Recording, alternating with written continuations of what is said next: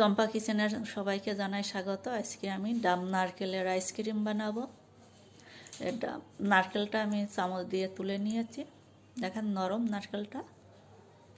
পিছনের কালো কালোগুলো সব কেটে ফেলে দিতে হবে, চেষে নিতে হবে। আমি এটা মিক্সিতে দিয়ে দেবো।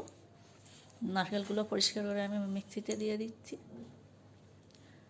বাটিতে পুরোটাই দিয়ে দিচ্ছি, আবার নারকেলের জলটাও দিয়ে দেবো।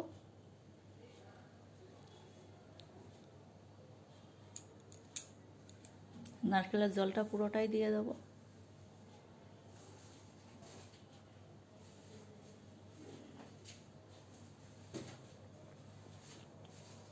এখানে আমি চিনির গুঁড়ো দিয়ে দিচ্ছি।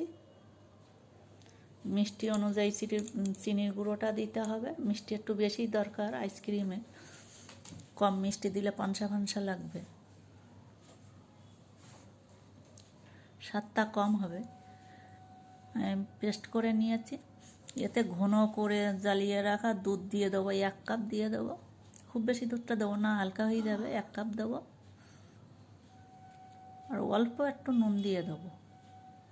অল্প একটু নুন দিলে পানসা ভাবটা লাগবে না।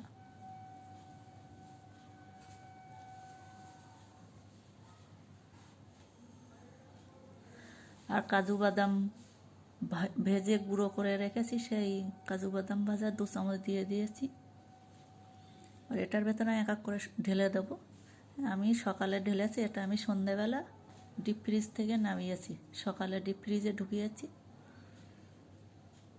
দেখেন জমে গেছে পুরো। এটা খুব ভালো হয় খেতে, কিন্তু নারকেলের সঙ্গে যে দুধটা দিতে হবে, দুধটা বেশ ভালো ঘন করেই দিতে হবে, তাহলে খেতে স্বাদটা বাড়বে।